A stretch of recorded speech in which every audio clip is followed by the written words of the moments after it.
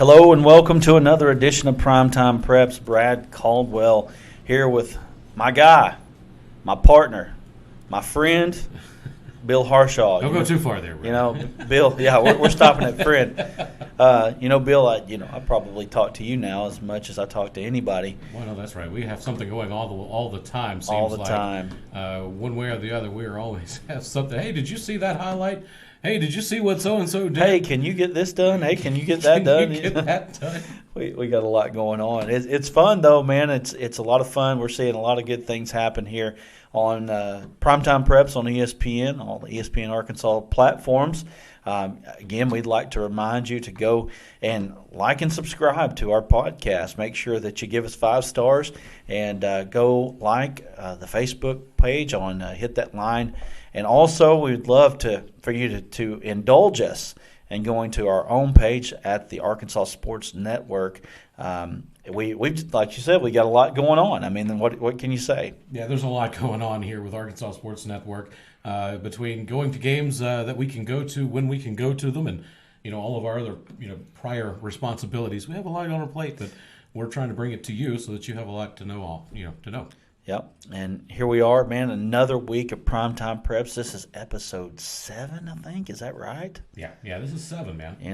We didn't think we were going to make it to 5, and here we are at 7, and it's just pretty amazing. I'm just excited. We're excited to be a part of this, and man, we have got a packed show. And I mean, when I say packed, we've got a packed show, and we've had some cool guests on here. I'm not sure that you will meet a guest that knows more about Arkansas high school football than, the almanac of Arkansas high school football. It's in the name. Leland Barclay, he's going to be joining us. And then we've also got Conway quarterback Ben Weese as they get ready to move into the playoffs. Here it's playoff time, man. And then, of course, we've got a little bit of basketball as well coming up. Bill was at Hector this last week, and he got a chance to talk to Will Leighton, and we're going to talk to him a little bit.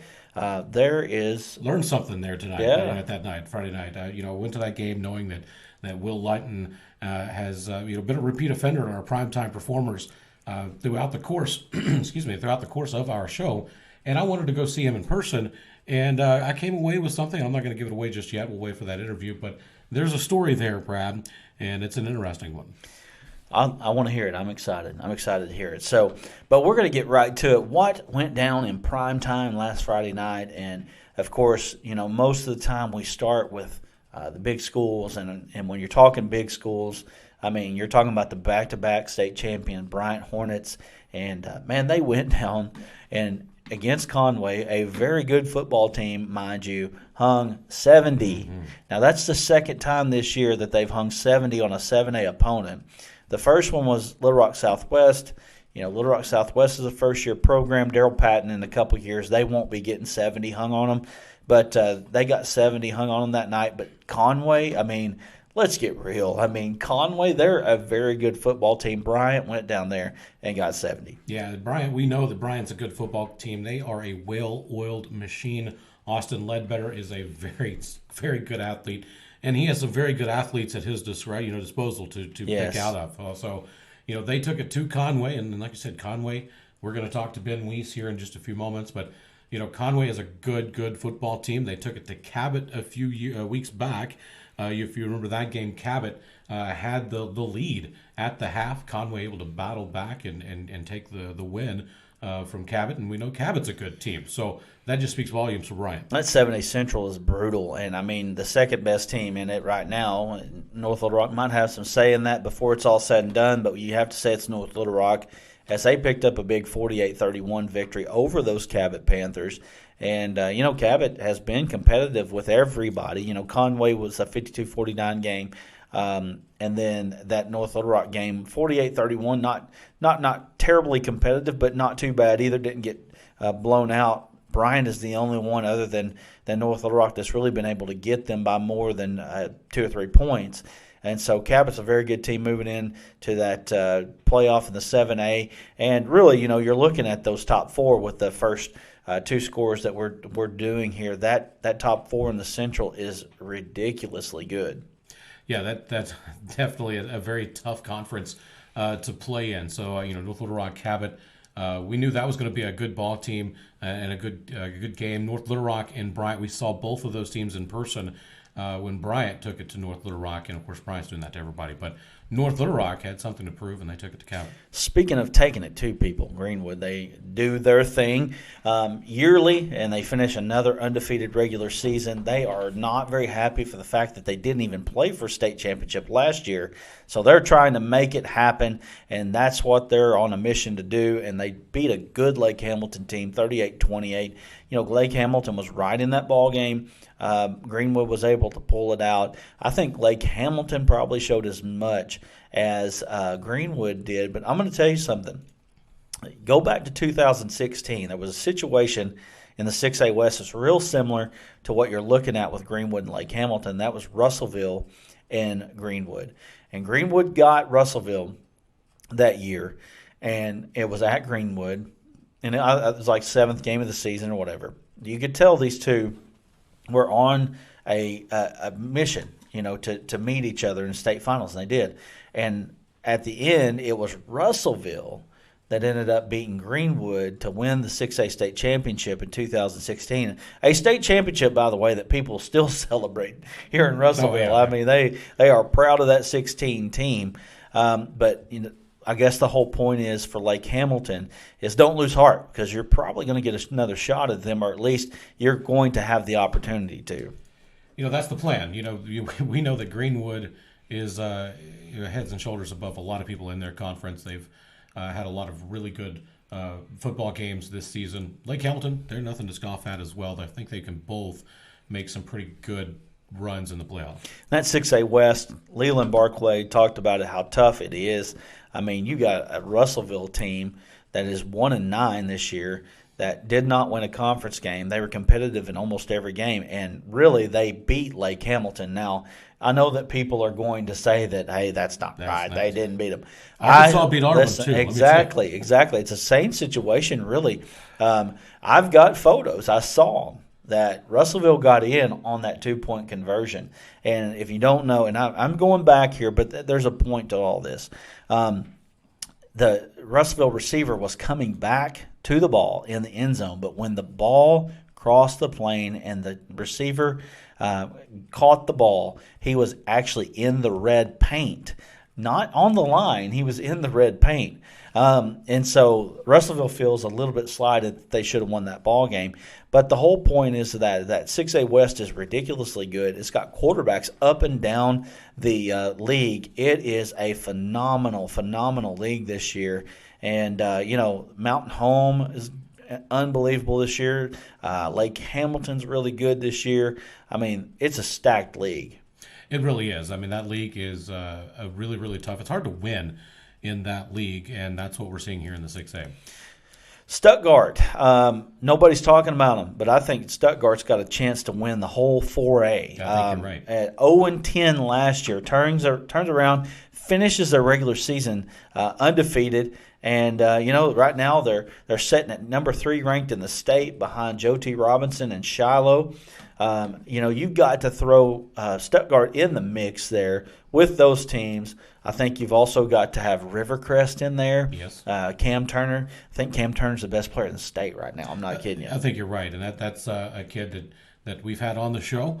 He's got a head on his shoulders too. Yeah. He was a really good guy to talk to. But we know that Cam Turner out of Rivercrest is the real deal. Yeah. When you're throwing for getting close to 3,000 yards. Yes. And 1,000 yards rushing, that's impressive. And look out for Arkadelphia. Arkadelphia's playing a play-in game this week against Star City, but they're 6-1. Right. They had 3 games in a row that were COVID games, and because of all of the difficult situations that the AAA has had to go through this year. They just went by the number of wins, and that was actually one of the things, and we'll get to that in just a second with the Hector and Quitman game there. Hector beats Quitman, but Quitman had more wins because there were more COVID cancellations for the Hector Wildcats, and Quitman gets a home game, and Hector gets to go on the road to Foreman. A long road game. Exactly. But Stuttgart, 9-0, they've got some big-time players on their team, primetime players. We've talked about them before. Nobody's talking about this team as a possibility to win the whole shooting match, and I'm telling you, they've got an opportunity to do it. Yeah, I think you're right. Josh Price doing things really well for the Ricebirds. And here's the thing: is we've eyed this matchup last week with Stuttgart and CAC. At least I know I've personally eyed this matchup for several weeks, thinking it could come down to those two teams in that conference, and that's for the conference title. CAC the week before lost to Bald Knob, and that was a surprise upset. Nobody saw that coming. And then hosts Stuttgart. Stuttgart had to go to CAC, and they took it on the nose, 42-14. Well, I think CAC it's a good team, don't get me wrong, but I think, the last couple games between them, Lone Oak and then Stuttgart kind of showed that maybe they're not quite at the top of that league, just a step below, but still probably a team that can win a game or two, 8-2 on the year. They can win a game or two in the playoffs. Speaking of teams that can win it all, Prescott, they're always in the mix to win it all in the 3A, and they beat Glen Rose 42-14. And let me tell you something about Glen Rose. They are a tough out. Yes. So to be able to beat Glen Rose like they did shows that Prescott is a very good football team, and a team that we're going to be watching moving on into the 3A.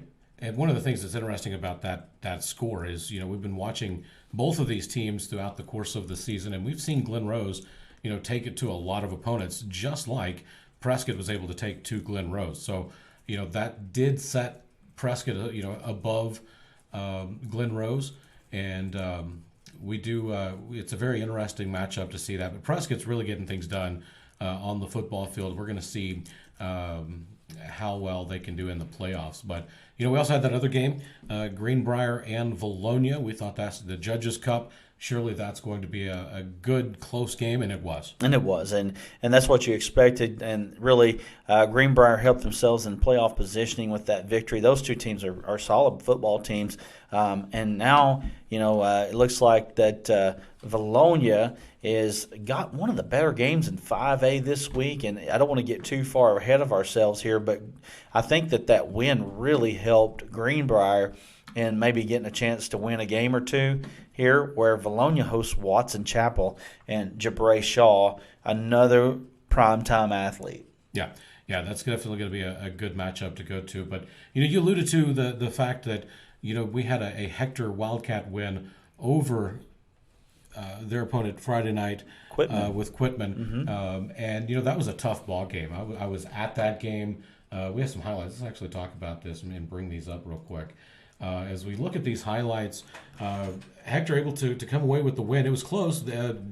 Quitman did have the opportunity late in the fourth quarter to take a late ball game lead, but Hector was able to shut him down. Hector is a team, and I think some people are saying, "Hey, why are you talking about Hector?" I mean, this, we're primetime. We're talking about primetime athletes. We're talking about primetime teams. And Hector is a team that has played a really, really tough schedule this year. A team that had to go to Paris. Nobody really thought about it at the time that Paris was a really, really good team. They are phenomenal. They are a very good team. And Hector went and, got 22 on them. I mean, it wasn't like it was a close game, but, I mean, to see how that Paris played Boonville that a couple weeks back, I mean, Hector played okay that game. They've had another COVID cancellation. They had a COVID cancellation against Johnson County Westside. And big hit right there. Big hit. But they had another COVID cancellation with Johnson County Westside, which actually ended up hurting them here. That's right. And Ty Day is a guy that we talked about several times this year. He's right at almost 1,300 yards. Gunnar Garrison, very solid quarterback for the Wildcats. He did get a little banged up Friday night, so hopefully he's going to be recuperating. Watch, there's a catch coming up here in just a moment that was just absolutely spectacular, and we'll try to describe that for our audio listeners. But here's a big touchdown by Quitman. But there's another catch right in that same area of the field where he kind of bobbles the ball a little bit. It was not the best thrown ball by Leighton, but as the receivers do, he went up and made sure that he had that. So that play is coming up. I want to make sure you see that when it comes out. You got to love that Hector Blue, man. Love these listeners, they're not able to see it. Here's a big time the catch right here. Leighton throws it deep. A defender for Hector tips it up, but Quitman was able to come away with the catch. About 30, 40-yard play there to get Quitman inside the 20 to score, get a chance to score. And here's Leighton here working his way into the end zone for the touchdown. But, Hector was still able to pull that game out. And, it was a primetime athlete coming into our area, so we wanted to get a chance to get eyes on him, and we did. And so, anyway, we're going to go to Will Leighton after the ball game. All right, here with Will Leighton here on Primetime Preps. And, Will, you've got a story here where you're usually playing in the linebacker field. And what led you to play quarterback this season? I've always kind of been our backup. I like to think that I've always had a good football IQ. I love the game. I love learning about the game. I like to soak everything up like a sponge.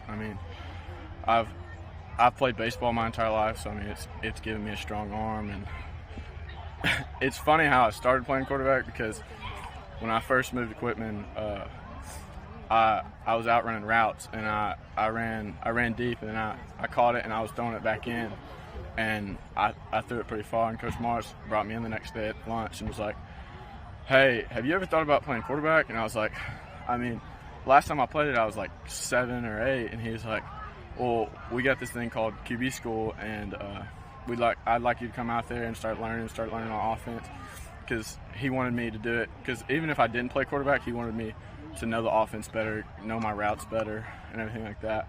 And that's pretty much how it all started. And so you really kind of stepped into the starting position in what was it, week 3? I can't remember.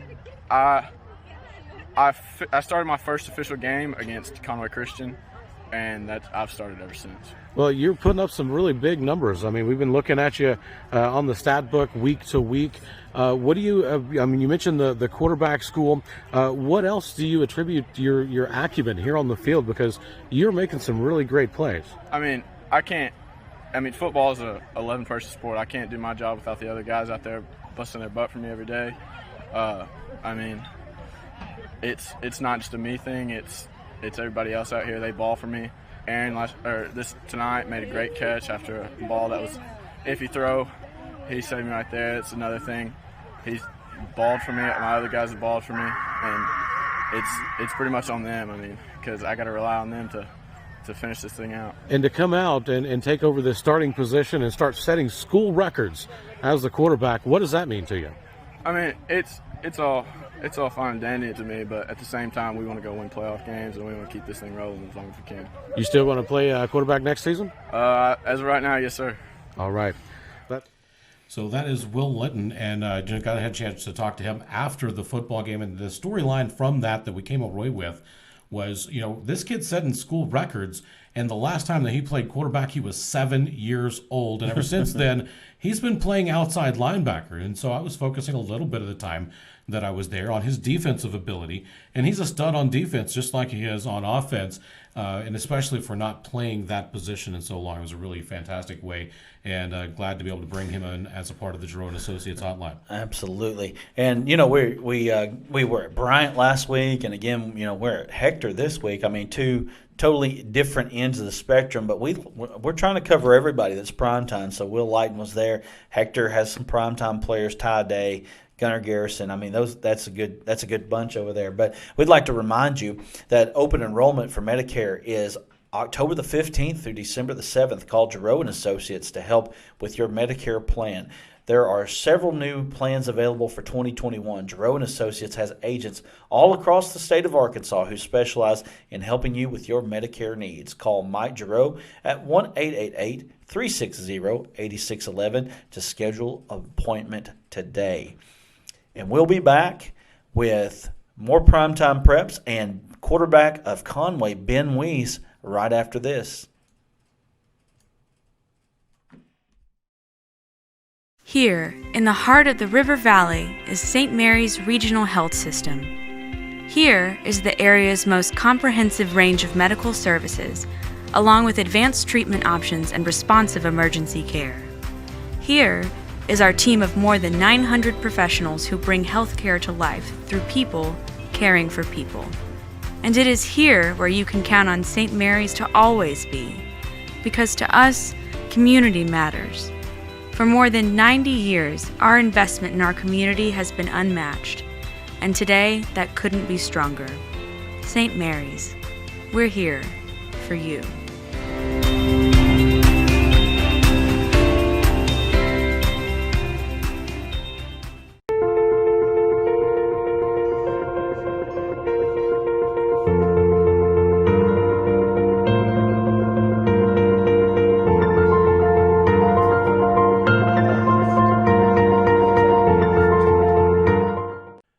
Open enrollment for Medicare is October the 15th through December the 7th. Call Giroux and Associates for help with your Medicare plan.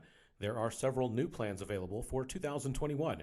Giroux and Associates has agents all across the state of Arkansas who specialize in helping you with your Medicare needs. Protect your most valuable asset, yourself. Call Mike Giroux at 888-360-8611 to schedule an appointment today. Welcome back to Primetime Preps. Joining us now on the Giroux and Associates hotline is Conway quarterback Ben Weese, the senior. And, you've had a pretty good season at Conway High School. Kind of talk about how this season has gone. Obviously with COVID and stuff, it was just kind of everything was uncertain. But we've just done everything that we think is normal and just try to do everything we can to stay positive through all this, and it's going pretty well. You know, COVID has affected everybody. How has it specifically affected, with what you do on a day-to-day basis as you prepare for each game? Well, obviously there's virtual learning at school, so I'm doing that so that I won't be quarantined from school. But also there's every once in a while there'll be a player that gets quarantined from being at school, and obviously the mask and pretty much limited sidelines. And then practices are usually pretty normal, but sometimes they're a little bit different so we can space out. But other than that, it's pretty normal. Going pretty normal. Now you've had a really, really great season. You had a big comeback victory against Cabot. Talk about that game. That was one of the games that kind of put you on the radar a little bit. Well, we started out pretty hot. We got up 21-0 going into halftime, and then we had a couple of drives that were just setting us back. But it's really just the Bryce Bohannon show and all the receivers. I'm not doing anything after they touch the ball. That's all them. I got you. Well, there are a lot of intangibles. You have a lot of threats that you can target. You have several of them. You mentioned Bohannon. Who are some of the other guys that when you're in that huddle that you have your checkdowns, you have your 1, 2, 3, and 4, whatever. Who are some of the other guys that are popular in your playbook? I'll be honest with you. If anyone isn't open, I just move on to the next guy, and I fully trust him. It's Manny Smith, Boogie Carr, Micah Mosby, Dylan Silverman Barnes, and Wes Boudreaux. And of course, none of those guys would be able to do much of anything if it wasn't for an offensive line that's able to protect that quarterback. And they've done a pretty good job of doing that. Talk about your big fellas up front.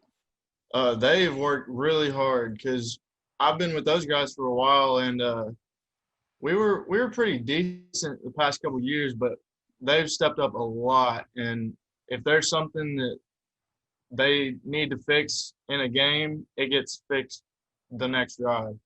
And they don't make very many mistakes twice. They're really good. Now, throughout your career with as playing quarterback, how has that gone for you? Is this kind of a standalone season where it's like, wow, I'm putting up some really primetime numbers, or did you do this last year as well?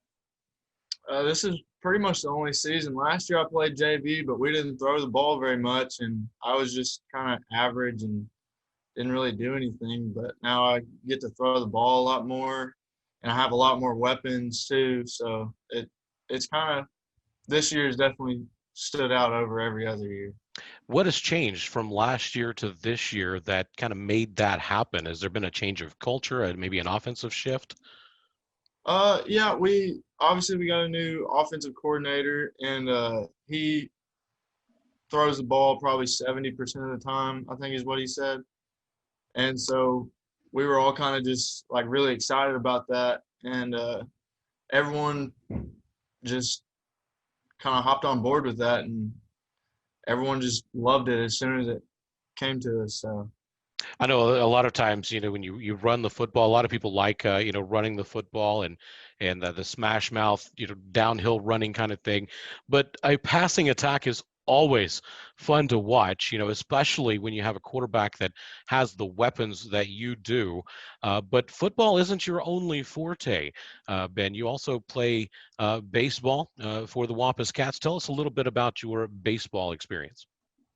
I've grown up playing travel baseball, and once I got into high school, I just started playing showcase ball with the Arkansas Prospects, and we go around during the summer and just play at a bunch of really big tournaments where there's college coaches and sometimes there's MLB scouts, and we would play against the top players in the country, and they just pretty much showcase us off to the coaches that are out there. And so I got some looks from UCA, and they wanted me to come there.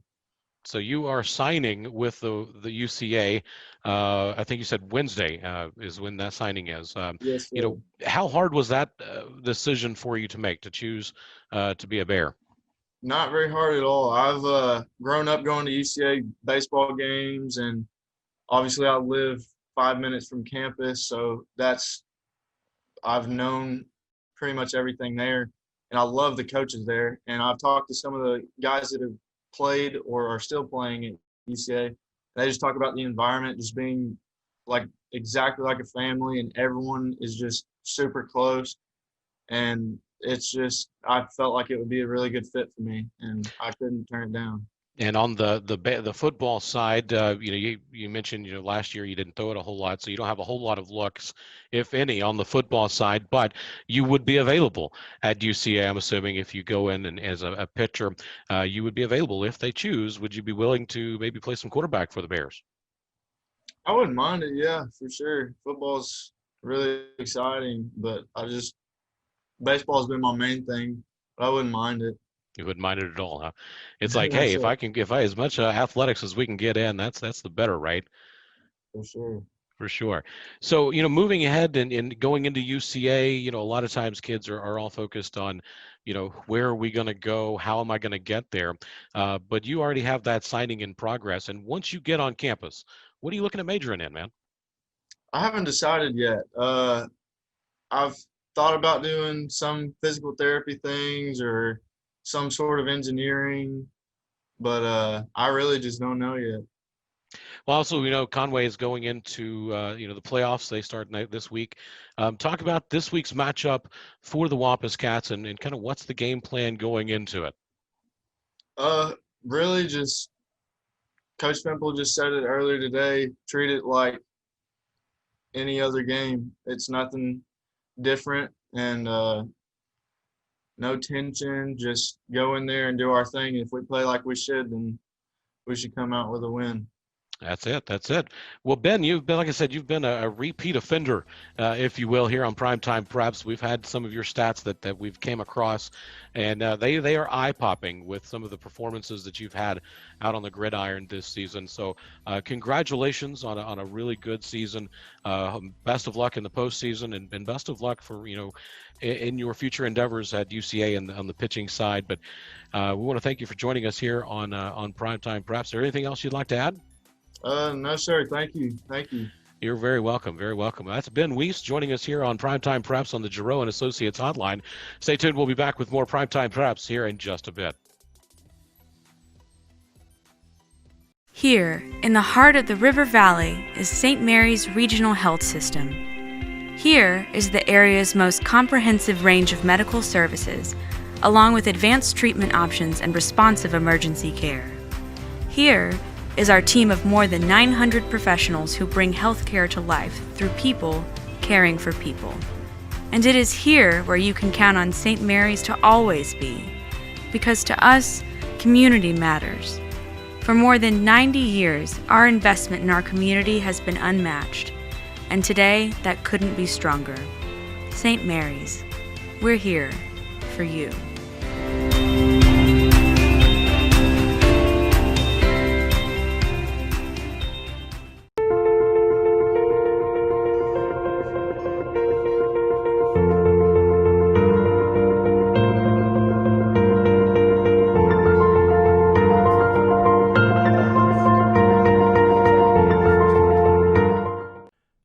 Enrollment for Medicare is October the 15th through December the 7th. Call Giroux & Associates for help with your Medicare plan. There are several new plans available for 2021. Giroux & Associates has agents all across the state of Arkansas who specialize in helping you with your Medicare needs. Protect your most valuable asset, yourself. Call Mike Giroux at 888-360-8611 to schedule an appointment today. Joining us on Primetime Preps is the encyclopedia of Arkansas high school football, Mr. Leland Barclay. Leland, thank you for joining us on the Giroux & Associates hotline. Well, it's my pleasure. It's a fun time of the year, and I'm just glad that we're getting to talk some high school football today, because 3 months ago I think we all had some doubts.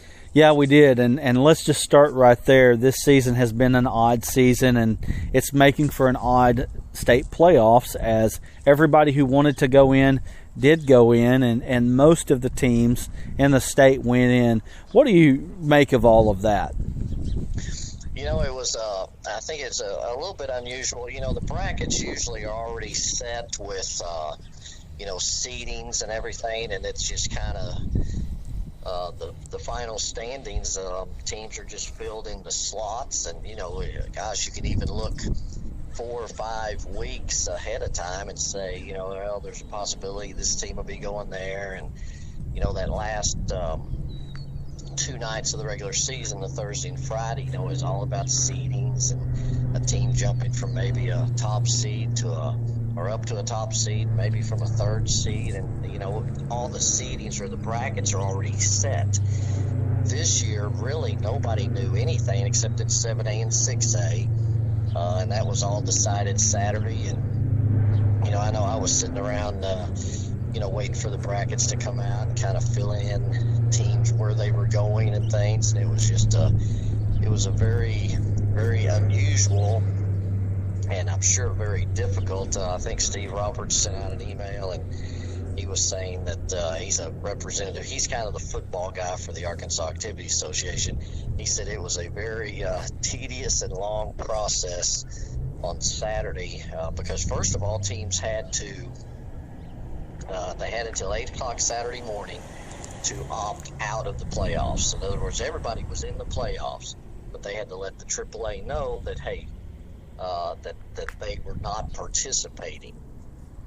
And so that's how that all, so at 8 o'clock, it was kind of like, okay, these are the teams that are still going to play in the playoffs. And, what it's made now is it's made 3 straight weekends of Saturday doubleheaders. Instead of having 3 games over 2 weekends, it's now going to be 6 games over 3 weekends, and all of them are going to be Saturday doubleheaders. So that's, for us, it's in sports. That's kind of, that I like that, and the fact that we're going to be able to see some games on Friday night, those first 2 weeks of some, semifinals, and other games are going to be very good as well. And, of course, it makes for a kind of March Madness style first couple rounds, as well as teams that you don't really know a lot about, or even teams that come out of a tougher conference.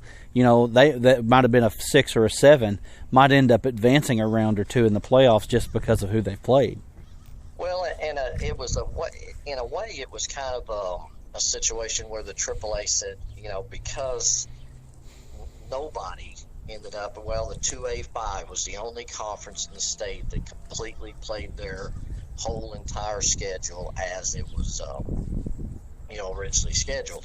That's the only conference in the state. So it's kind of a way of giving up those teams that maybe lost a game or 2 another game to play. So, I mean, I think the AAA handled it perfectly. In fact, I think the whole thing is, from the governor on down, the school administrators, athletic directors, and everybody has just been handled it just brilliantly, I think. And, it's set up for a postseason that, I know we're all certainly glad to have. Absolutely.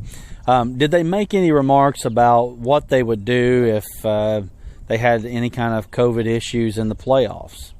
Well, at this point, obviously, with everything set now, if there's an issue now, a team will have to forfeit. Whereas during the regular season, anybody that had an issue, the games were counted as no contest. There were no forfeits involved. But now in the playoffs, if a team cannot play, then it has to be a forfeit, and the team they were playing will advance. Well, that's unfortunate, but really that's just making the best of a bad situation.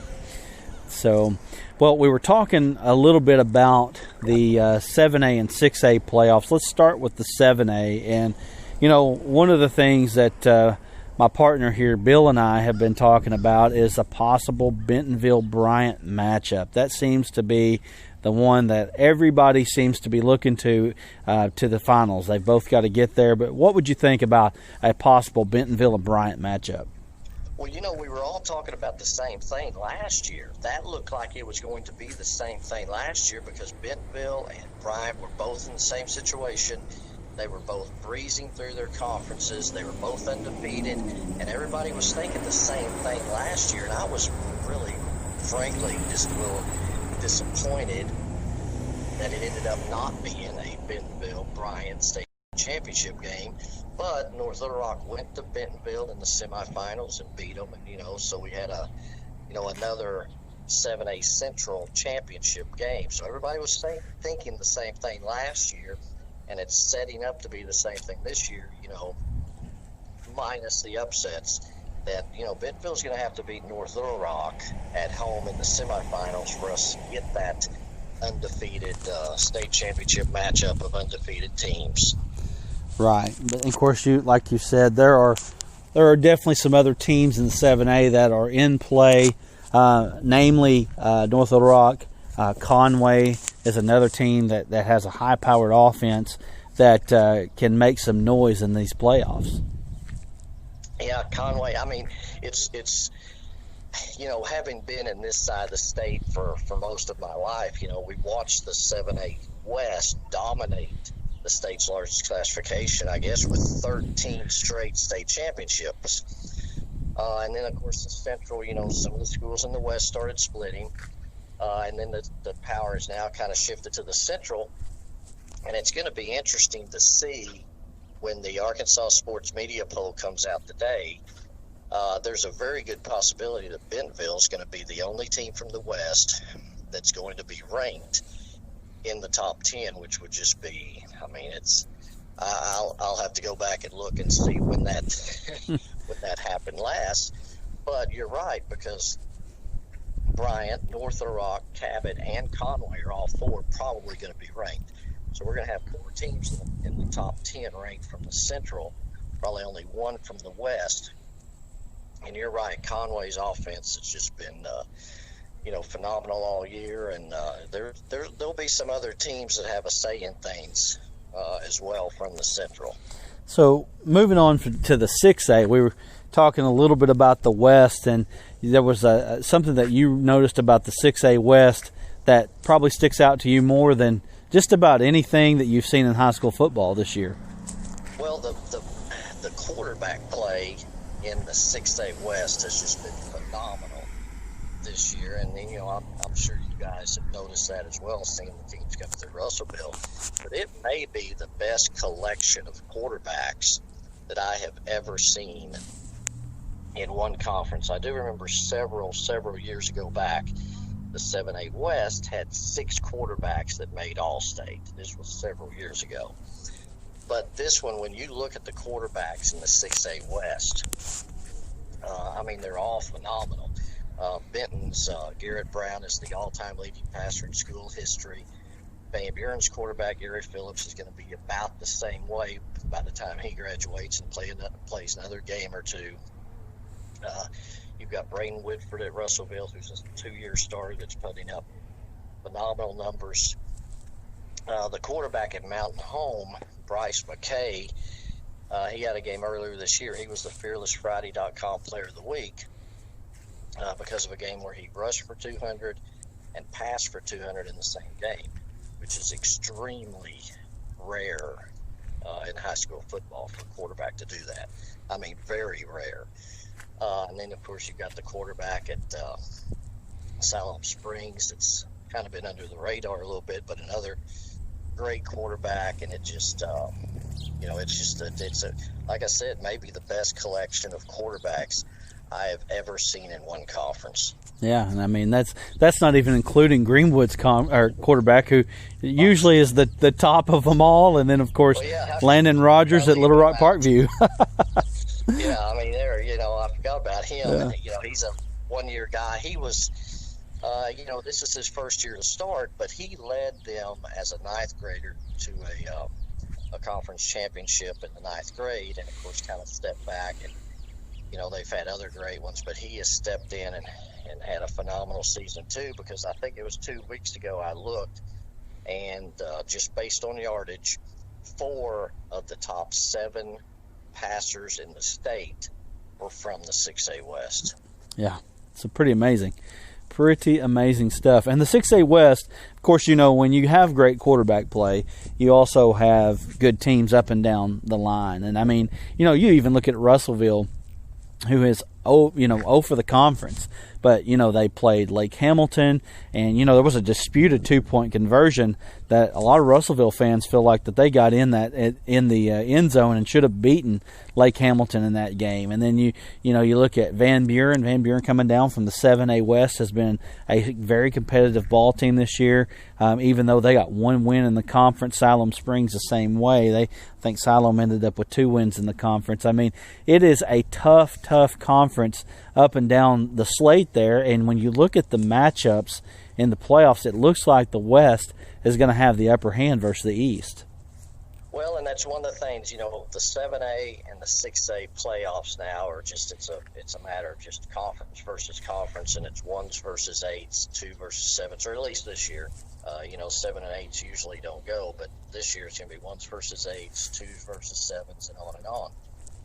And the great thing about that is, it's 2 conferences going mano a mano against each other, and it really will show the strength of which conference, is the best. And there's been some years that we've been surprised, because usually even in the 5A West, it's always conferences against conferences in that first round. It may be all South versus West, all Central versus East, and it's really interesting to see sometimes that 3 seed or that 4 seed, because like last year I think Morrilton was a 4 seed and they won a first round game. And so it's going to be really interesting this year, especially in the 6A, to see how these West teams match up, because Russellville is going to be matched up against the East champion, and to see how they go. And of course Van Buren's the 7th seed, so they're going to be going to Jonesboro, and to see how those lower seeded teams fare in that first round of the playoffs against the top rated teams from the other conferences is going to be just, I think, really, really interesting to watch on Friday night. Oh, I think you're exactly right. I look for the West to really fare well, but, there's still good teams in the East as well. And the 2 that really come to my mind in the East is Sylvan Hills and Jonesboro. Those 2 are the ones that stick out the most to me. Well, and Joe, you mentioned that, and I would not have put Sylvan Hills up there close to the top of that league at the beginning of the season. I don't remember how it looked and things as far as the preseason predictions, but I wouldn't have put Sylvan Hills up there. Jim Withrow, who had been there it seems forever, had left to take the job at Hall, so somebody else came in, and it happened to be Chris Hill, who had been at Harding University the last 2 years, and you guys can kind of relate to Chris Hill. Mm-hmm. Probably the only quarterback or the only coach who's been around to more places to coach than Chris Hill is maybe Billy Dawson, and you guys are familiar with him. And Chris Hill's been around a lot of places, so it's not surprising. And most of them he's won at. so it's not surprising that he's got Sylvan Hills, doing well again. But I wouldn't have picked them in the top 3 in the conference, and then now they're conference champions. Of course, Jonesboro, we know about them. We expect great things out of El Dorado, another team that was in the West. West Memphis. I mean, the West always seems like they have a core group of teams that are really good. The first round will be very interesting. And you guys with Russellville going up against Sylvan Hills, that's a couple of head coaches that are former Greenwood assistants going against each other. Yeah, definitely a storyline there. Well, I know that we had kind of talked a little bit about 7A and 6A, but, we got so much knowledge here. I hate to not take advantage of it. Real quick here, do you see anybody that can challenge PA in the 5A? Boy, I mean, it's almost at this point, what's your definition of challenge? I've gotten to a point where I just want to see a good, close, competitive championship game. Mm-hmm. Somebody to give PA, a good game. I mean, because as a fan of high school sports, that's really what we want. And you're right. It's tough. I mean, they've got a system going, and I thought, maybe last year after they lose their quarterback, maybe this year it's the year that they'll be down, and they plugged 2 guys in. I mean, they've got a guy that's now thrown for 2,000, another one that's thrown for like 1,500 because they're kind of alternating them. Yeah. I think when we look at the bracket, obviously Wynn is the East champion is on that side, and then the other 2 champions are on the other side. So maybe that semifinal game, which would be Wynn at PA, might be interesting. With Wynn being a predominantly running team, maybe gives them some problems. It looks like Harrison on the other side out of the West is certainly one of the teams. The South was kind of an unusual situation because of the COVID stuff. Texarkana finished undefeated, but they're the 2nd seed because Hot Springs Lakeside actually won more games than they did, which was the first tiebreaker. So Hot Springs Lakeside is the champion with 4 wins. Texarkana, which went 3-0, is the 2nd seed. So they're on the other side they're in the same bracket as Wynn. So hopefully somebody will challenge them, and we'll have a competitive game that second weekend of December in 5A. Okay, so let's move on to 4A real quick. What are you seeing in 4A? It seems to be one of the more competitive conferences out there right now. Well, I know there's been some talk about how Robinson, Stuttgart, and Shiloh Christian are all on the same side of the bracket. But at this point, I don't think anybody can really complain about how the bracket fell, because again, I think if players and especially parents were told exactly 3 months ago, you think back to August, and we were just wondering if we were going to have a season. And now 3 months from now, we're talking about, or 3 months later, we're talking about the playoffs. So I don't see really complaining about the brackets. And we can always look at the brackets and say this one's stacked or whatever. But that one side of the bracket will be interesting to see with, Stuttgart and Robinson, which will play an earlier round game. And there's still Ozark that's in that side too. But Shiloh Christian's going to have home field advantage throughout the playoffs. So there's that side. Then you look at the other side, of course, Nashville's the top seed at the very top of the bracket, so they're going to be at home throughout as long as they keep winning. But then there's Rivercrest down there as well, who's having a phenomenal season. A quarterback that's just putting up gigantic numbers. Cam Turner, he may be one of those guys. He may throw for 3,000 and rush for 1,000. Wow! This year, which is another one of those things that I've loved charting through the years is, quarterbacks that pass for 2,000 and rush for 1,000. I mean, those guys are rare too. So 4A, I think, is extremely wide open. And then we haven't even talked about and included Arkadelphia, who may have a say in some things too. So 4A, I think, every year is one of the more interesting classifications to watch, as far as the parity in it. Mm-hmm. And then another team, we haven't even included Warren, which we usually talk about. So 4A is going to be great to watch as well this year. Yeah. Well, while I got you, 3A and 2A, let's just talk about them real quick. Well, the 2A is kind of unusual. We had 36 teams starting out the season in 2A because 8-man football has started up. It's not an official sanctioned sport yet, but so there's been several, I think 16 schools that have started playing 8-man. So it's kind of taken away from the 2A classification.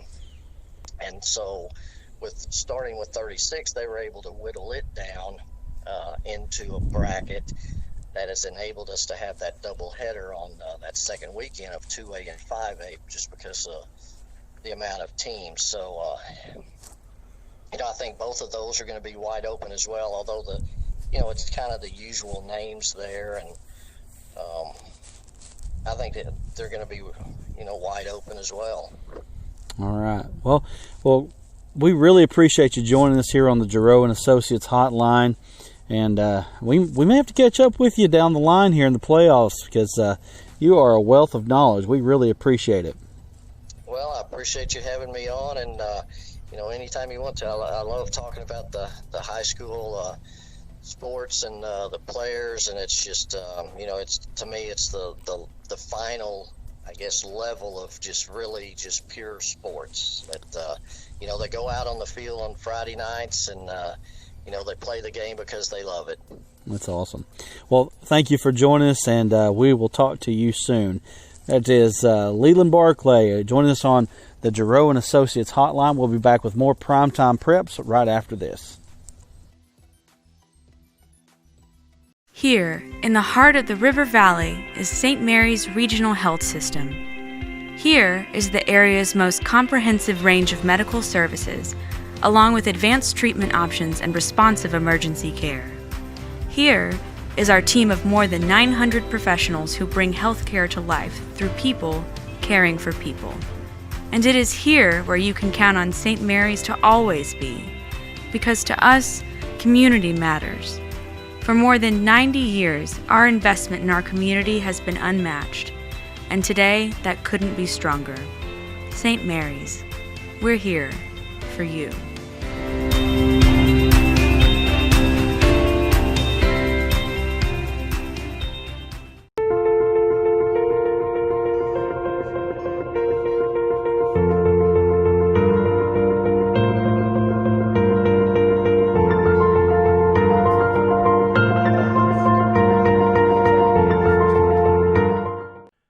Open enrollment for Medicare is October the 15th through December the 7th. Call Giroux and Associates for help with your Medicare plan.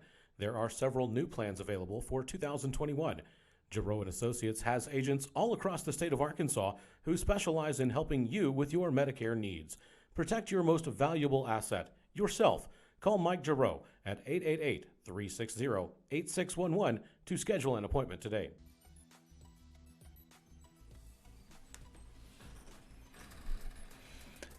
Welcome back to the final segment of Primetime Preps, and man, just Leland Barclay. Yeah, I'm telling you. That guy, he is just like the Rain Man of Arkansas high school football. Just like I said, if you want to know something about Arkansas high school football, I mean, that guy, he is the man to go to. And what an interview. And I hope that we can talk to him again as the playoffs go on, because he is fantastic. Without a doubt. I was very, very impressed with that interview with Barclay. I tell you that he knows his stuff. That is for sure. And so it is playoff week, playoff time here in the Natural State, as we have, if you don't know, basically anybody that wanted to make the playoffs could. They opted in, and there was just a handful of teams throughout the state that actually opted out of the playoffs this year. And so we've got some interesting matchups for sure, and a few pillow fights. Right. And we got an extra week of playoffs. We got an extra week of state finals. If you don't know that by now, 7A and 6A play on December the 5th.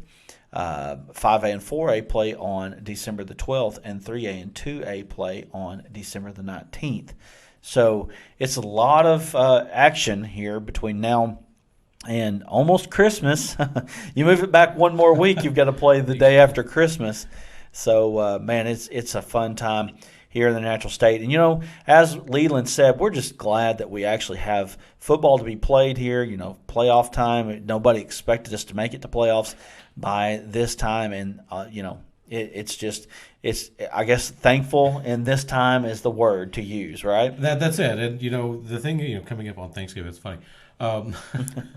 You got it. There we go. But now we're going into basketball season with all these COVID protocols for getting into a facility, and we're facing the same challenges and the same thoughts that we were facing in the early season for football. We're now looking at that in basketball, thinking, is basketball season going to work very well when we're dealing with more of a closed-in atmosphere?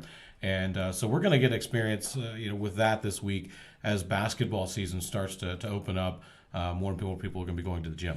Yeah, and there's lots of protocols there. Some of the things that we found out yesterday. We've been so wrapped up in football that we really just started working on basketball yesterday. And here we are. You've got to, like, if you're a boys player but you don't have a girls player, then you have to leave the gym after the game.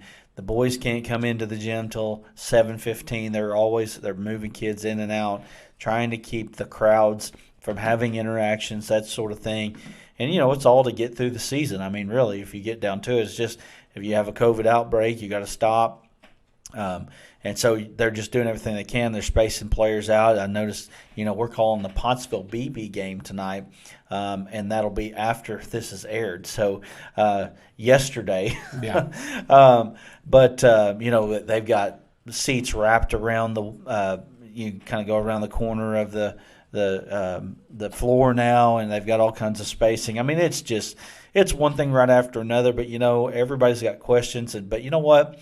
This has been everybody's handled things pretty well, and so I feel like that we'll be talking about this, as we come to March, getting close to March. We'll be talking about playoffs in basketball, and it'll be a lot of fun. It will be a lot of fun. It's also going to be a unique challenge for us because not a whole lot of stats out there for basketball, right. So we'll have to dig a little bit more to find that information. But that's something that we enjoy doing. We like football and basketball. We like high school sports.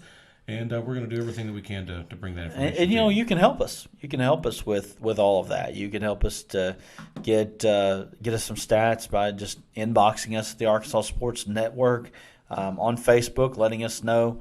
I need to get that Twitter going that we've got. So just letting us know. Just add that to your plate of things to do. Right. I don't have anything else to do, right? I mean, I'm not very busy.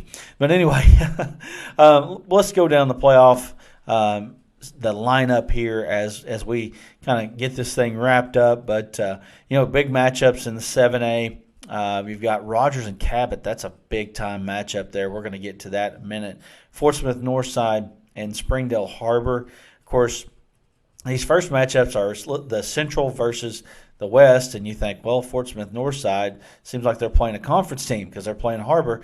And you're not used to seeing Harbor at 4-6, right. But Fort Smith Northside is actually traveling to Harbor because of Central being really tough this year. And really, I like Harbor I like Fort Smith Northside to have a great chance there with Drayton Norwood as they travel up the 49 to Harbor. Yeah, of course. Fort Smith Northside 5-4 on the season, taking on this 4-6 Harbor team. Harbor's ironically at home. Usually give the home team the advantage, at least a touchdown score advantage to the home team. Harbor's only favored by 1 usually in that game, so that's going to be a fun game. It's not going to be the slugfest that a lot of these big games that we've been talking about this year. It's not going to be that type of slugfest. But it's going to be an enjoyable ball game. I think. It's going to be fun. It's going to be fun. Little Rock Catholic, and another game taking on Bentonville West. Bentonville West had a real shot at winning the 7A West or at least getting a share of it by beating Bentonville, but they didn't do that. Bentonville came away with a big victory up there in Bentonville, crosstown rivals, that sort of thing. Now Bentonville West actually fell down a few spots after losing that ball game. So that's a fun ball game. Little Rock Catholic, Bentonville West. I like Bentonville West in that one. Fayetteville somehow figured out a way to get all the way up to the 2 seed in the 7A West. And you look at Fayetteville; they're 4-5. Yeah. They're playing 2 and 4 Little Rock Central. These records are so thrown off because of all the COVID issues this year. You know, that's one of the things I was looking at, Brad, is as I'm going down a list of, who's playing who and kind of looking at school records, and it's very rare so far that you find a team that's played 10 games. And, as Leland said, 2A5 was the only conference in the whole state that didn't have a COVID issue, that didn't miss a game. Every team or every conference had at least one team that ended up having a COVID issue and missing a game for whatever reason, whether it was the other team canceling or they had to cancel for whatever. Do we need to make a motion to import their water? Yeah, no kidding. 2A5, what are you doing down there? All right, let's move on to the 6A Mountain Home at Pine Bluff. That's our game of the week. We're going to pick that one here in a minute. Van Buren and Jonesboro. Van Buren is, I think they've got a tall task on their hands to be able to take down Jonesboro. But with that being said, Van Buren is not as bad as that 3-7 record looks. They're playing, and that's at 6A West, is a very tough conference. And, I really expect that after that top 2, and Jonesboro is in that top 2 in the East, I really think that the West has a shot at winning almost every game. We'll see. I know that we've had that thought before. I think it was a couple years back that we thought that was going to happen in the first round. And of the 4 matchups, the East won every one of them, or 3 of the 4, or whatever it was. I really think the West has a good shot at sweeping them. I think they absolutely do. But the thing about Jonesboro that's definitely interesting is it's the conference that they are in. Are they highly ranked because they of the record alone, or are they taking into account the fact that the level of play that they're playing up against? So Van Buren's actually favored in this game at 3-7. So that kind of speaks volumes as what that team is all about. But Jonesboro is going to be a tough matchup. We expect that to be a very good game. I actually like Jonesboro on that one if I was to pick it. Yeah, I like Jonesboro at home too, but man, it's going to be a tough ball game. It's going to be good. Watson Chapel taking on Valonia. We'll get to that one in a little bit. Clarksville. Now, this is in the 5A, by the way. Clarksville is taking on Greene County Tech. Clarksville at 3-6 is much better than that record indicates. And again, you're talking about a very tough conference at 5A West. Clarksville, just a couple years back had lost every game for a year. I know in maybe 2 years they were on some long losing streak there. They've kind of fixed that, although that 5A West is really tough to come through. Greenbrier, Valonia. Alma's down this year, but Alma's one of those teams that's usually up there at the top of it. Harrison, Morrilton, all those teams, it's a tough conference. Farmington's in that conference as well. We'll talk about them in just a second. But I'm going to tell you what, Clarksville is a good-looking team coming off the bus, and they're very physical up front. And you want to talk about seeing an offense that you don't usually see. Go ahead and take a look at what Clarksville does. They are the only team in the state that I know of that runs the old school single wing. And you don't see that single wing very often, so it's a good point. But the neat thing is with you run an offense that not a lot of people have see that often, a lot of times it can catch people by surprise. We've seen that in games where a school may run the spread and then somebody gets hurt and they turn around and run a different offense for a while. Those kind of things can sneak up on opponents.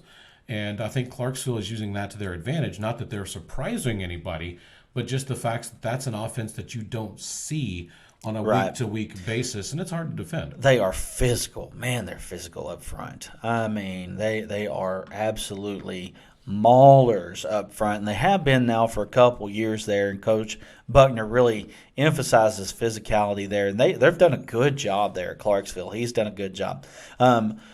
Farmington and Valley View, another really evenly matched game. I think I even spoke about this not too long ago. It's like, what happens if these teams match up? And it was one of these teams, which is Valley View and Farmington, two teams that are really evenly matched.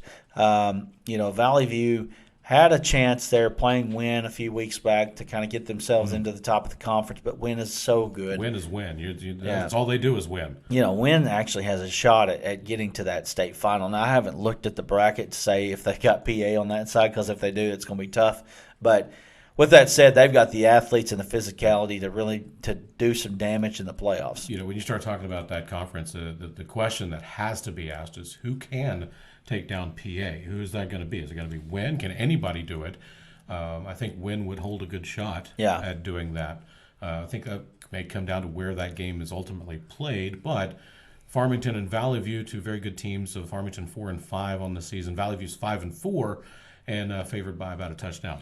Moving on to 4A, we're going to pick Clinton and Blytheville here in a little bit, but we've got Fountain Lake and Pottsville. It's a game that we will be at on Friday night, calling that ball game. And when you talk about Pottsville, Pottsville's had their own COVID-related issues. In fact, a couple weeks back against Ozark, in fact, they haven't played since then. They had 19 guys out. They ended up playing the game anyway, and they got destroyed. Yeah. But Pottsville's not a bad team. Pottsville's got some guys, and Elijah Bradley's the guy that comes to mind anytime you're talking about Pottsville. The last time we did see him, 42 carries, 312 yards, and 7 touchdowns. Is that good? That's good. He's good. He had also had a 38-yard touchdown, whatever it was. 42-yard touchdown. 42, reception, yeah. So, he was phenomenal the last time that we saw them. They get him back. Fountain Lake is a team that has come out of a very tough conference at 4A7. They've acquitted themselves well. This is a tough matchup for Pottsville, in my opinion. It's a very tough matchup. Fountain Lake, the Cobras are favored in that ball game. This is at John Needham Stadium in Pottsville, and it's all going to depend, in my opinion, on the outcome of this game. It's really going to depend on what offense is going to show up, and who does Fountain Lake prepare for. Are they prepared for the wing team, or the dead team, or are they prepared more for the spread? And we don't know what we're going to see yet. So, if we don't know, sure, they don't know either. But, every time I see Fountain Lake, I think of the game I broadcast at Fountain Lake probably a good 10, 15 years ago, Brad, where we had a streaker. Oh, wow. And he came out of the woods on one end. I don't know if you've ever been to Fountain Lake's facilities. You got to climb up a massive hill just to get to it. So the players, by the time they get to the field, your opponent, they're already worn out from going up those stairs. But anyway, coming out of the woods surrounding the stadium there at Fountain Lake, here comes a streaker. He made it all the way across the field and was not caught. He ran off in the woods on the other side. But, it just makes me chuckle when I see Fountain Lake, and I'm still going to do it again. But Bauxite and Huntsville. Bauxite is a team that Daryl Patton was coaching last year before he left to Southwest and really got the program going back in the right direction. I actually know Huntsville very well, used to live up there. And, boy, there was some miserable football up there for a long time. This is the first time that Huntsville's made the playoffs in like 20-something years. It's been a rough go up there. 4-5 this year for Huntsville in the 4A1 is a good record for them and a good start. I know that Slater Watkins is a guy there that we've featured on Arkansas Sports Network that has been a very good. He's like a 230-pound running back. My goodness. He's a big boy, and he's hard to take down, and so that's one thing that you'll have to watch for there at Huntsville. Moving on to the 3A, Hackett, first year in 3A, 4-4, showed themselves well. Mountain View's got one of the top running backs in the state this year, and he's a stud. They're going to have a hard time. The Yellow Jackets are going to have a hard time stopping him, especially at home. And then moving on to Baptist Prep. I know a little bit about Baptist Prep. Yep. Defensive coordinator at Baptist Prep is my cousin, actually. And, he has done a lot of good things there, and they've done good things there this year at Baptist Prep. They're taking on Corning that I know from what I was told. They have a pretty good running game there themselves and a big bruising running back. So that one's going to be an interesting one to watch. And then moving down into the 2A, we're going to take Hector and Foreman here in just a minute. But we got Bearden. Bearden's a team that is usually up at the top of the state, won state championships in the recent past, as well as Mount Ida. Both of those teams, named teams. Mount Ida won a couple years back and won about 5 years, 6 years ago, whatever it was. They're 4-6 this year. Bearden's 4-6 this year. Bearden's going to have the athletic advantage. Mountain Ida's more of a system type team. That's right. And so, anyway, it's going to be interesting to see what happens there. So anyway, let's move on to our primetime performers from this last weekend. And I'll tell you what, Bill, Cam Turner, he seems to be a guy that we're talking about quite a bit. 401 yards passing on 18 completions. He had 89 yards on 19 carries and 6 touchdowns. Wow. Another big-time game from Mr. Turner. Yeah, Cam Turner is just always every week. It seems, when we pull up the stats on Max Preps, it's like, oh, there's Cam Turner again. And he's showing out. This guy is incredible. Of course, depending on what happens this Friday night, we may have a chance to see him, as Pottsville would likely go to Rivercrest or interesting. It's going to be it'll be interesting. Yeah, if Fountain Lake wins, Fountain Lake will go and have a chance to be destroyed by Cam Turner. But Cam Turner is an outstanding athlete, and again, he's off the leaderboard here. Again, when I'm talking about best player in the state, he's not the most highly recruited player in the state. There's a little bit of a difference, but as far as a kid that's having the best season in the state, I'm not sure you can put anybody up there that's going to have any better one than him. Cole Keelan, he's not Harrison, one that's pretty close. He's up there. 10 of 20 passing, 378. Well, that's 37.8 yards of completion. That's pretty good. 9 carries for 36 yards and 5 total touchdowns there for the Goblins. Seth Simmons out of Malvern. We've seen him a few times. 13 of 19 passing, 253 yards. He ran the ball 22 times for 110 yards and 5 total touchdowns, 2 through the air, 3 on the ground. A great performance by that Leopard. Already got a Kansas offer there. He's going to have many more. He's not going to Kansas, I can tell you. I love Coach Brent Dearman over there. He's not going to Kansas. Jet Dennis of Greenland, one of the best running backs in the state. He and Daryl Kadich in the same conference. 21 carries, 265 yards, 1 reception for 33 yards, and 4 touchdowns for the Pirates. He's making that machine go there at Greenland.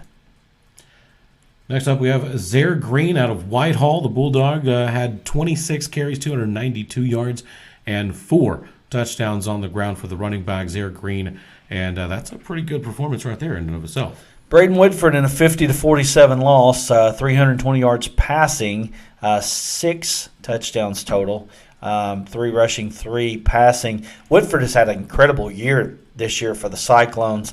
Even though Cyclones haven't won a lot of games, they've put up a lot of offense this year. They've scored a lot of points this year. Unfortunately, the defense just hasn't been there for them. I think that's one of the points that we make about that conference specifically is, even though you look at Russellville's overall record and the one win that we have with Russellville, Braden Whitford is in the top 5 consistently with his total yardage outcome. So he's one of the top passers in the state. And you would think that with the top passer in the state, you would have some wins to go along with that, but that's a good conference, and it doesn't matter if you're one of the leading passers in the state or not.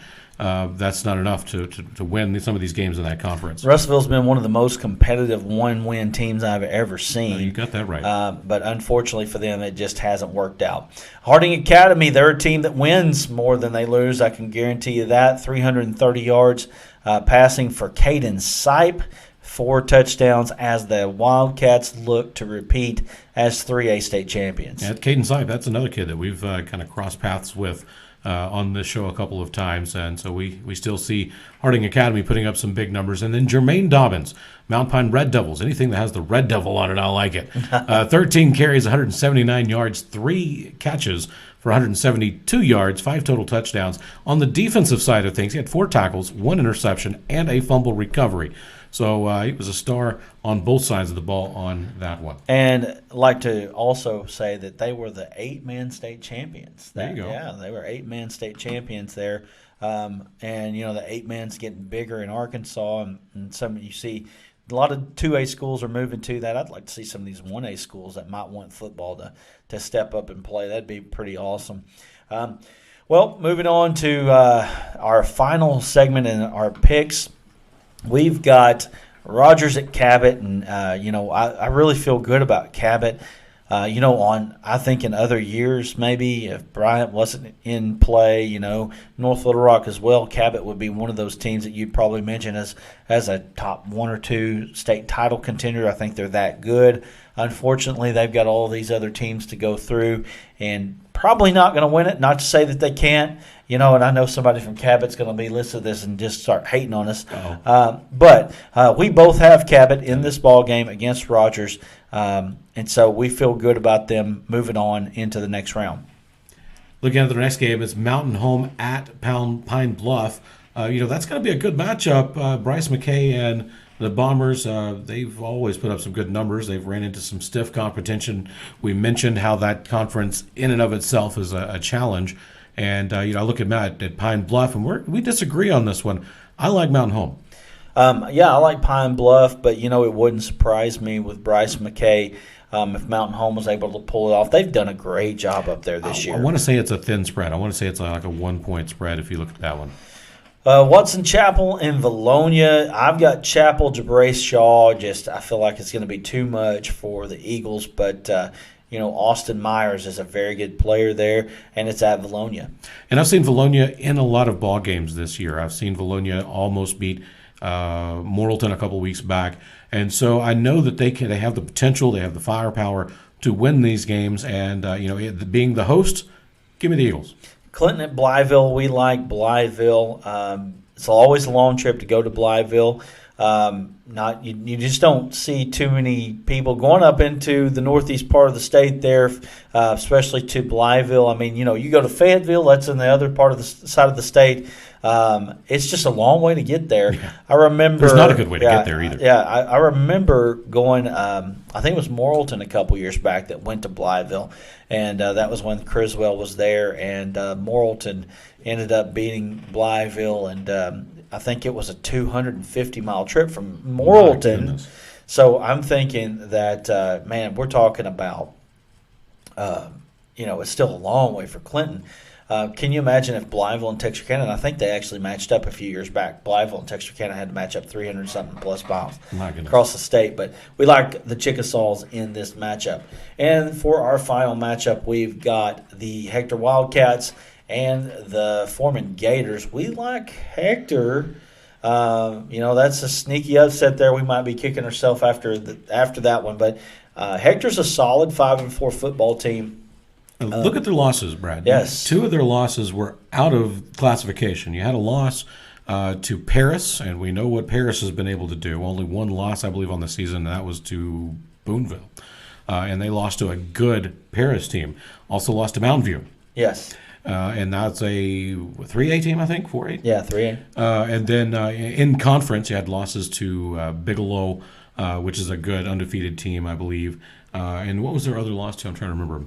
It was Magazine, which was a close loss that the Magazine came back and beat them. But, I think that Hector's got a lot of good things going for him. Coming into the playoffs, of course, I think that Gunnar Garrison has to play. That's the key. If he's not playing, Hector doesn't have a shot. I don't know a lot about their backup quarterback, but you really have a hard time replacing Gunnar Garrison in that lineup. So, anyway, with that being said, we like Hector over the Gators at Foreman, and I'll remind you that last year a lot of people thought that Hector didn't have a chance as they traveled to EPC, and they came away with the victory. That's right. The backup quarterback, by the way, for Hector is Drake Riley. And, of course, he's got to be ready to go if Gunnar Garrison still is hurt. From all indications, he's getting better. We don't like to see anybody hurt. But if Gunnar Garrison is healthy, I do think that Hector has a more than likely chance of winning that one, in my opinion. All right. Well, Bill and I, we're about to take a 2-hour break, and then we're going to go to call our first basketball game of the season, as we're going to be at George Jones Gymnasium, and the Pottsville Apache is going to host the BB Badgers. That's right, BB Badgers. So we've got a lot on our plate. Thank God Wednesday's a light day, and we're excited about that. We will see you on Wednesday. Actually, you'll be listening to this on Wednesday or watching this on all of the Primetime Preps and ESPN platforms, SoundCloud, Google Play, YouTube, Facebook, and all of these others that I couldn't even begin to name all of them. But we're going to go ahead and sign off and say so long. So for Bill, I'm Brad saying so long, and we will talk to you next week.